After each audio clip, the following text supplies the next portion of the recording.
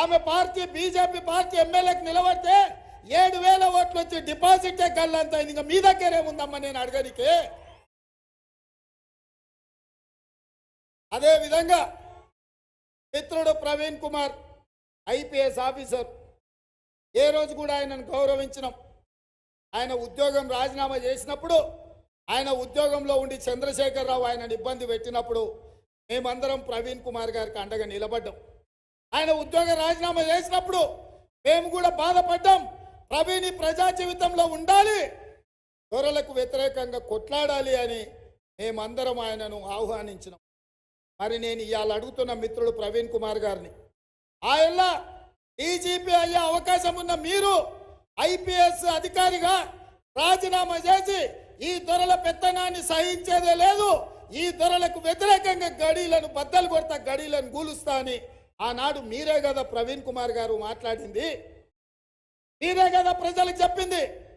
ప్రభుత్వ అధికారిగా నన్ను పని చేయనిస్తలేడు చంద్రశేఖరరావు, అందుకే ఈ ప్రభుత్వ ఉద్యోగానికి రాజీనామా చేసిన ప్రజా జీవితంలోకి వస్తున్న ప్రజల తరఫున కొట్లాడతా చంద్రశేఖరరావు గద్దె దించుతా అని చెప్పినావు కదా. మరి 6 నెలల్లోనే ఏం మారింది? ఏమి మీరు చంద్రశేఖరరావు గారిని చూసి నమ్మినరని నేను అడుగుతున్నా. నిజంగానే మీరు చంద్రశేఖరరావుకు వ్యతిరేకంగా కొట్లాడాలంటే మీ ఉన్న బీఎస్పీ పర్వాలేదు, లేకపోతే కాంగ్రెస్లోకి వచ్చైనా చంద్రశేఖరరావుతో కొట్లాడడానికి అవకాశం ఉండే.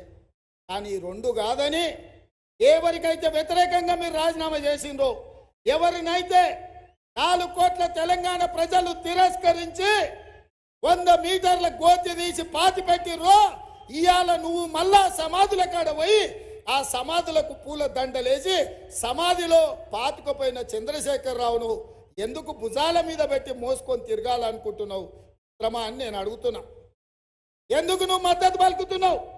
ఈ 10 ఏళ్ళు తెలంగాణ రాష్ట్రంలో శాసనసభలో మేము, నా మిత్రుడు సంపత్ కుమార్, మాదిగల ఏబిసిడి వర్గీకరణ మీద తీర్మానం ప్రవేశపెడితే పోలీసులను లోపలికి రప్పించి గొర్రెలు ఈడ్చినట్టు ఈడ్చి అసెంబ్లీలో నుంచి మమ్మల్ని బయట పడేసిండు. అఖిల పక్షాన్ని వర్గీకరణ కోసం ఢిల్లీకి తీసుకెళ్తా అని 10 ఏళ్ళు మమ్మల్ని నిండా ముంచిండు. మేము అనుకూలంగా వర్గీకరణకు ఉంటే మమ్మల్ని బయట పడేసిన చంద్రశేఖరరావు పక్కన చేరినామంటే ఇవాళ మీరు వర్గీకరణకు వ్యతిరేకమా అని చెప్పి మిత్రుడు ప్రవీణ్ కుమార్ నేను అడగదలుచుకున్నా. 10 ఏళ్ళు నరేంద్ర మోడీ ఒక రకం మోసం చేస్తే చంద్రశేఖరరావు ఇంకొక రకంగా అన్యాయం చేశాడు. వర్గీకరణకు వ్యతిరేకంగా 10 ఏళ్ళు పనిచేసిన చంద్రశేఖరరావు పక్కన మీరు చేరి ఇవాళ మీరు ఓట్లు అడుగుతారు. మరి మా మిత్రుడు ప్రవీణ్ కుమార్ గారు ఎట్లా అనుకున్నారో నాకు తెలియదు, కానీ దోమకు ఎంత పెద్ద తొండం ఉన్నది ఏనుగు అవుతుందా? దోమకు కూడా రక్తం పీల్చుకోనికే తొండం ఉంటుంది. ఆ దోమకు తొండ ఎంత పెద్దగా ఉన్నది ఏనుగు కాదు. మరి ఎందుకు ఏనుగు తిరిగి దోమ దగ్గరికి పోయిండో ప్రవీణ్ కుమారే ఈ ప్రజలకు చెప్పాలి. ఇక భారతీయ జనతా పార్టీ, ఇక నేను ఎక్కువ తక్కువ చెప్పదలుచుకోలే, కానీ రాములు గారికి సన్ స్ట్రోకు, కొడుకు ఇంట్లో వేసి తాళం వేసి టికెట్ తెచ్చుకున్నాడు బీజేపీలో పోయి. ఏమున్నదా ఇవాళ ప్రవీణ్ అయినా భరత్ కుమార్ అయినా ఎల్లేకి ఎద్దు లేదంట, మల్లయ్యకు బండి లేదంట, ఇద్దరు కలిసి సిరిసనగండ్ల జాతరకు పోదామని మొక్కుకున్నారంట. ఆయనకు ఎద్దు లేదు, ఈయనకు బండి లేదు, ఇద్దరు కలిసి సవారి తీసి సిరిసనగండ్ల జాతరకు పోతారంట. ఇది శాస్త్రమే పనేనా?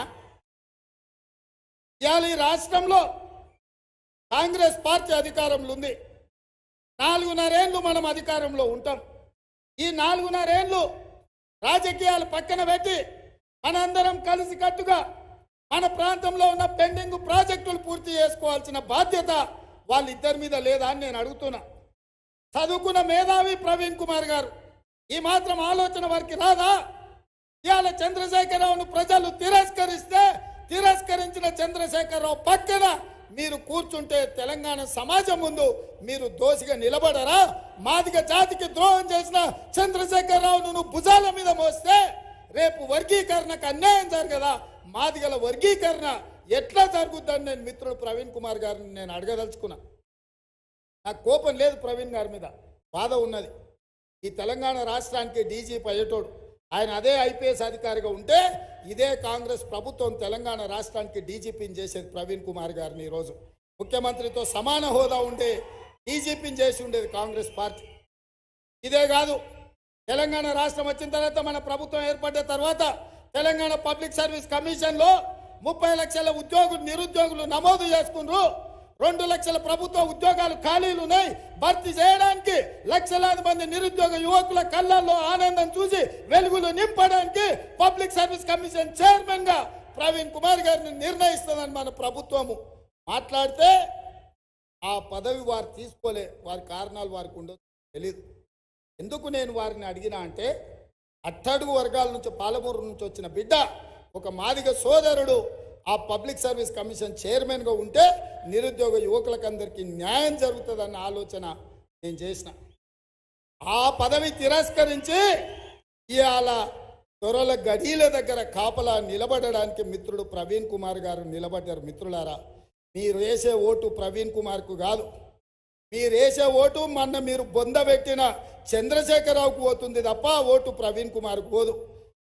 చంద్రశేఖరరావు కూసో అంటే కూసోవాలి, లెయ్య అంటే లేవాలి. ఇవాళ ప్రవీణ్కు ఒకవేళ అప్పితప్పి మీరు ఓటేస్తే